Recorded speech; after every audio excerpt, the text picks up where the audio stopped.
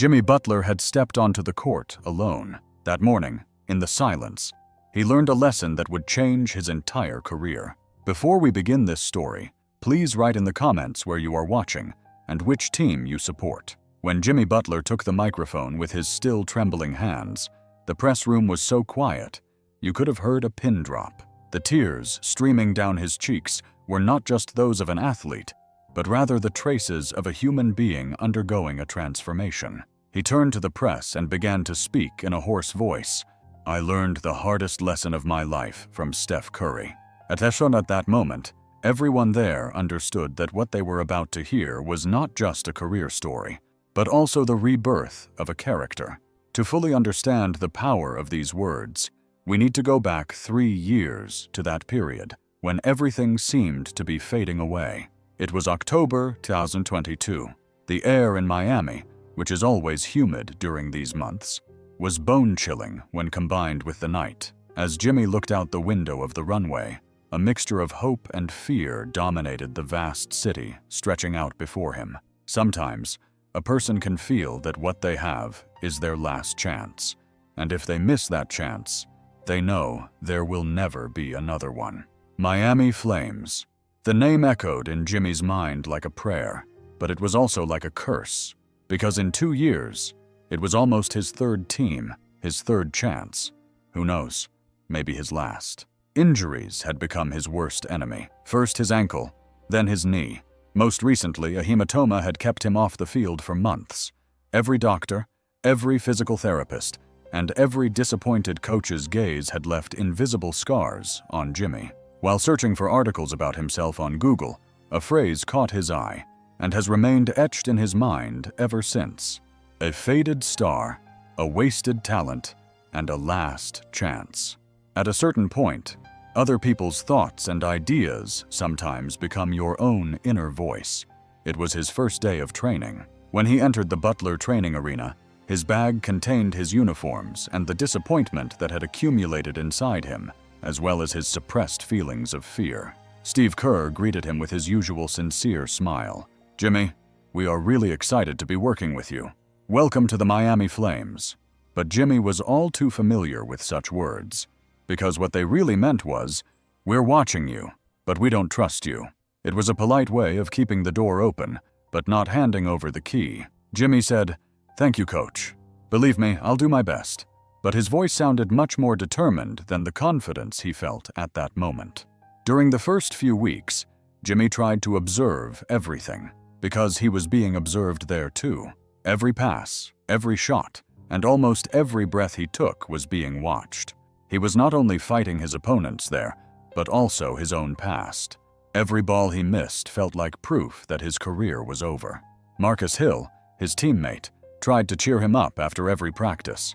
"Man, you've got talent. You just need to believe in yourself." But deep down, Jimmy thought to himself every time, "Believe? I don't think so. Haven't I proven myself a failure enough in the last 2 years?" On Thursday morning of the 6th week, his fate was about to be sealed. After a sleepless night, he went to the gym early in the morning again. It wasn't his passion or determination that drove him there early. It was only his anxiety. The gym was quiet, as usual at that hour. Really quiet. There was no sound except for the cleaning lady sweeping the floor and the echo of the basketball. Suddenly, he heard a familiar but strange rhythm. Ball, file, silence. Again, ball, file, silence. This wasn't a practice. It was like a ritual for him. He peered carefully through the glass door leading to the main court, but there was no one inside. However, his eyes didn't miss the silhouette of a man. Steph Curry. Yes, it was him, alone and by himself. At 6:30 in the morning, it was just him and the basketball, just like him. No coaches, no cameras, no praise. But Jimmy didn't think he was just seeing a player standing there. He also saw a dedication, a commitment, and a great love. And in that moment, without a word, Jimmy learned the first lesson of his life. True transformation begins only when you are yourself and no one else is watching. Jimmy stood there, alone behind the glass, watching. Steph Curry's movements weren't just technique. Every step seemed to hold a silence, a prayer, a purpose. In that moment, Jimmy felt like he was witnessing not a basketball player, but an artist at work. It was as if he were watching a religious ritual. The silence lasted 5 minutes, but to Jimmy, it felt like a 5-hour journey. Steph was alone, at 6:30 in the morning, in a gym where no one was cheering, practicing the fundamentals he already knew perfectly and by heart. All of Jimmy's defenses began to crumble, slowly but surely. "No, I've never worked like this before. I only ever tried hard when someone was watching me," he said to himself. Jimmy hadn't slept a wink that night. He tossed and turned in bed. The scenes played over and over in the back of his mind when he closed his eyes. Steph's silence, the echo of the ball hitting the floor, and the unbearable peace of the shots going through the net. All of this seemed to whisper something deep inside Jimmy, in his heart. "When was the last time you worked just for yourself, Jimmy?" The next morning, Jimmy went to the gym 15 minutes early. His heart was beating rhythmically. He was curious, but hope was stronger. What if he's there again? He quietly approached the window again, and yes, Steph was there, just like every morning, in the same place, at the same time, and in the same silence. At that moment, an indescribable feeling filled Jimmy. Respect, admiration, shame, and of course inspiration were all mixed together. And every morning that week, it was repeated like a ritual. Jimmy went there every morning to watch Steph, silently and now seen. It was like his secret university. There were no classrooms, there was no blackboard, but about everything was like a teacher giving a lesson. Top, file, silence. This rhythm had become a melody inside Jimmy. It rang constantly in his ears. At the end of the third morning, Jimmy faced himself. "I never worked like this. I only existed when I was visible. I only tried when there were spectators." His past flashed before his eyes like a movie reel. His college days, the NBA draft, and his first team. He realized that he had always lived as if he were in a show. He had run fast when the coaches were there. He had played tougher defense when the scouts were in the gym. But when he was alone, he had just counted the minutes. In those quiet mornings, he finally realized, true character comes out when you're alone. On the fourth morning, it was no longer enough to just watch. When Jimmy entered the gym, he didn't head for the main court where Steph was. He went to the side gym. He took the ball in his hands. And there was no music, no coach, no chatter, just that melody. It was just him, the ball, and the net. He couldn't even hit the basket on his first shot, but he didn't stop. He persisted. Second, third, 10th shot. Every time the ball touched the net, something inside him broke. The loneliness he had been running from for years had now become his laboratory. Every failure was a reflection of the moments when he had easily given up before. Every hit was now a whisper of his true potential. Now these mornings were like a gelatin that washed away Jimmy's soul and reshaped it. On the fifth morning, Marcus Hill turned to Jimmy and said, "Man, you're different this week. What's going on with you?" Jimmy paused briefly before answering, just thinking about some things. He couldn't explain, because what he had experienced was now beyond words.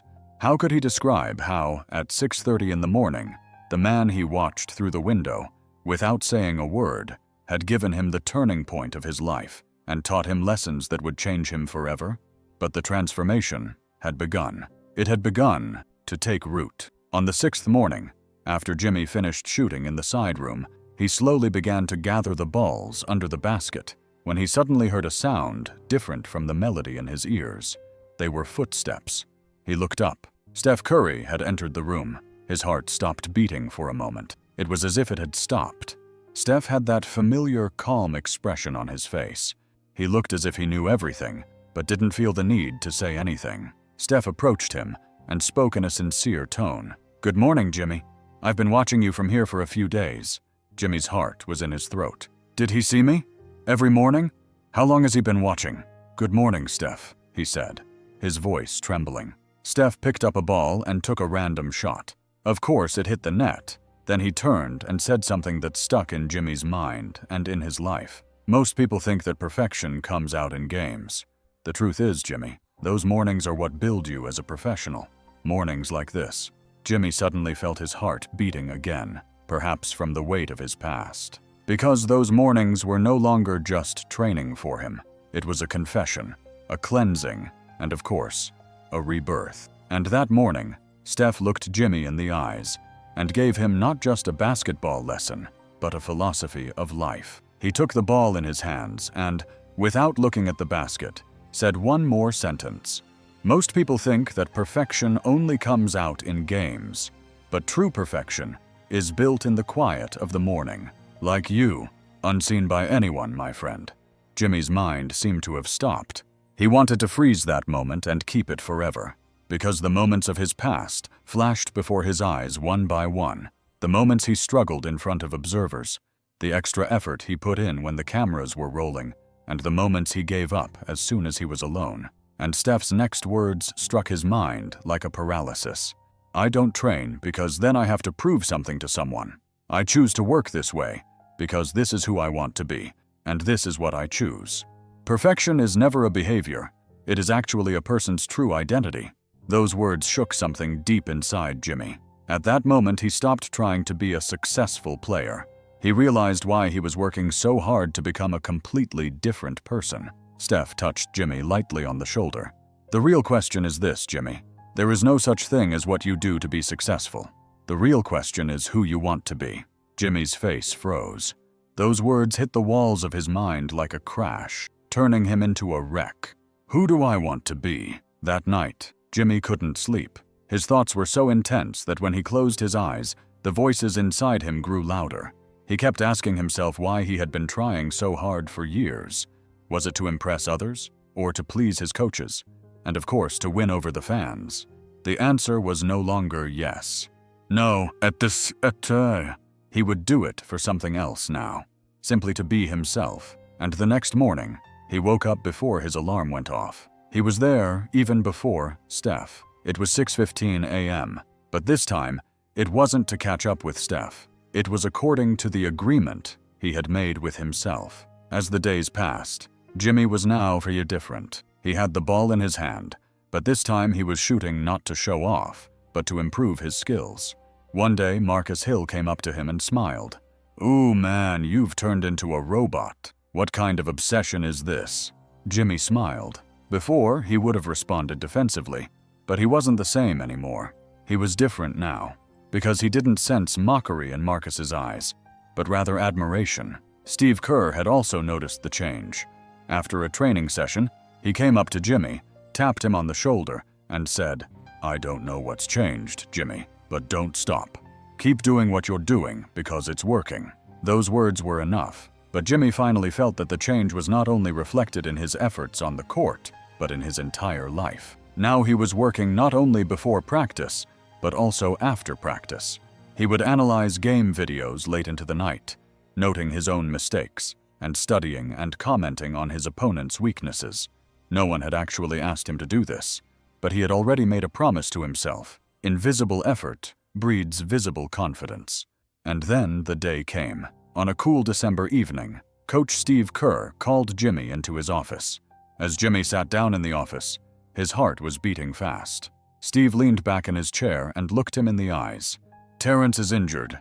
We need minutes in the rotation, son. I'm going to give you a chance. Not because you're perfect, but because I've seen you work hard every day to become a better person." Jimmy's hands trembled slightly, but of course, this time it wasn't out of fear.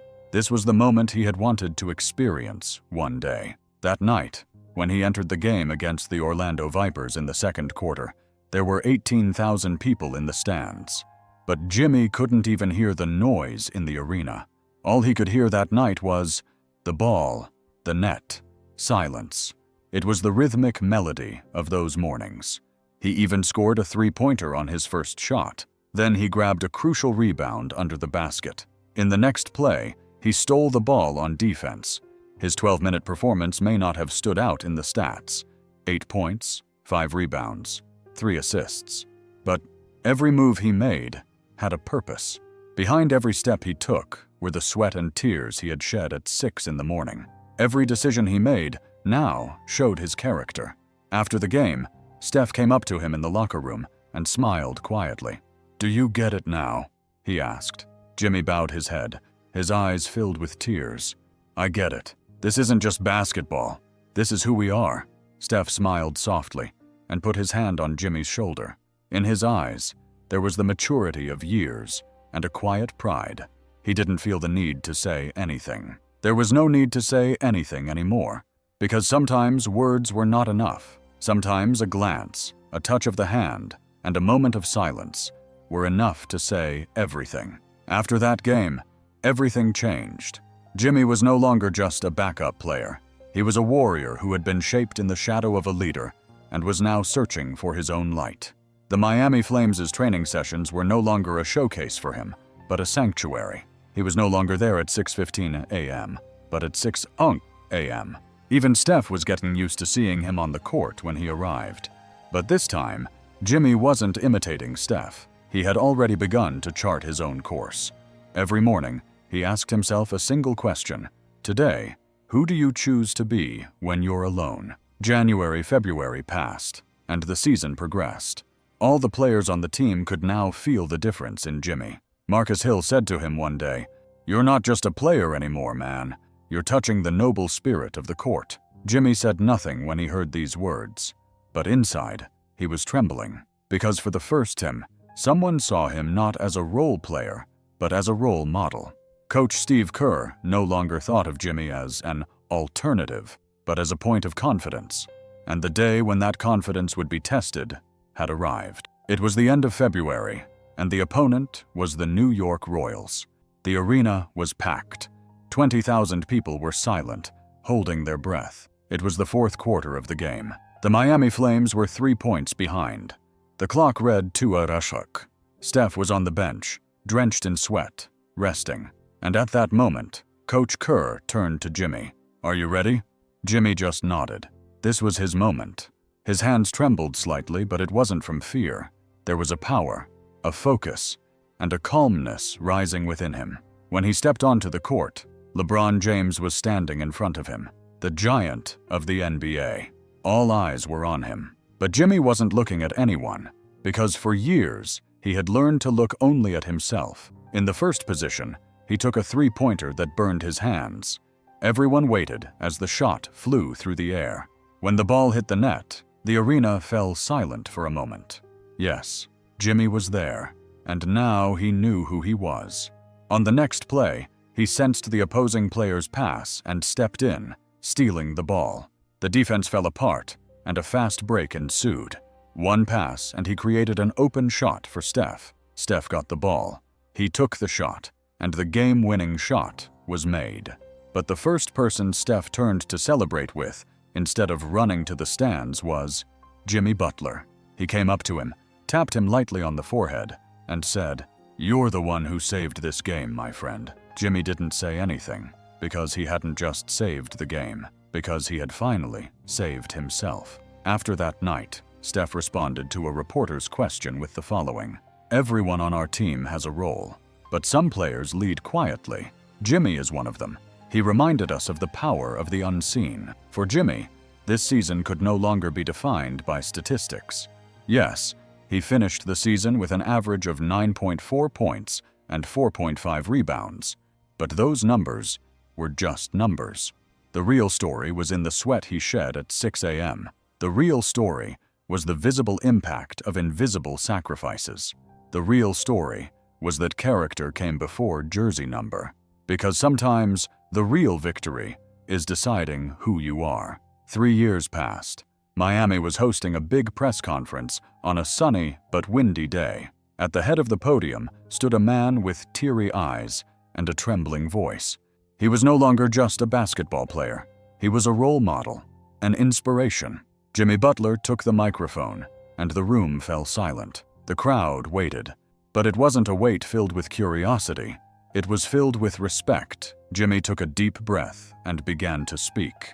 "I learned the hardest lesson of my life from Steph Curry. He never gave me advice, never gave me a pep talk, never told me what to do. He was just there, every morning at 6:30, where I was." At that moment, a silence fell over the room, but it wasn't an uncomfortable silence. It was a transformative silence. Watching him, I realized that for years I had been trying to impress others. I trained hard when the coaches were watching. I played harder when the stands were full. But when I was alone, I was empty. A few people in the crowd wiped their eyes. Because this wasn't just the confession of an athlete, it was every human being's inner struggle. Jimmy continued, "Steph showed me that true perfection isn't a performance. It's an identity. The invisible effort builds the visible character. And character doesn't lead you to success.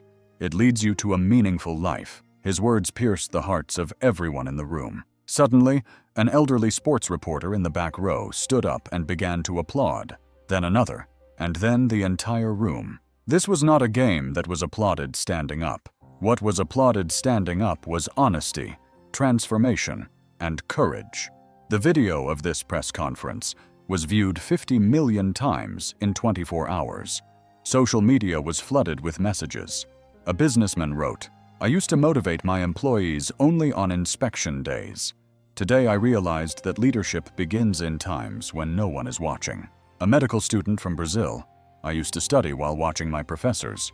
Now I study to save patients' lives. The difference is huge." A father from Detroit, "I used to treat my kids well when their mother was watching. Now I choose to show them love, even when she's not looking." At that moment, Steph Curry was home alone. He was watching Jimmy's speech on his phone. That familiar, calm smile appeared on his face. He never planned to have this impact, but that's all he did. He just lived who he was.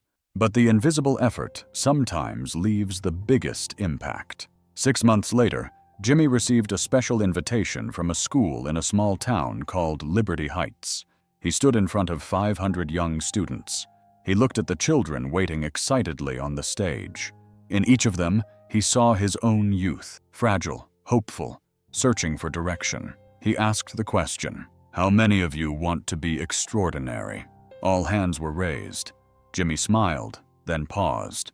"Can you love who you are when you're alone?" There was a deep silence in the hall. The children thought, because this question was not easy. Jimmy continued, "It's not about how you look on the outside. It's about who you are and how you feel when you're alone, because that's who you really are." At that moment, a 16-year-old boy approached him, his hand trembling. There was excitement in his eyes and hope on his face. "Mr. Butler, how can I know that I am truly striving for excellence?" Jimmy smiled. He paused for a moment. Then he put his hand on his shoulder.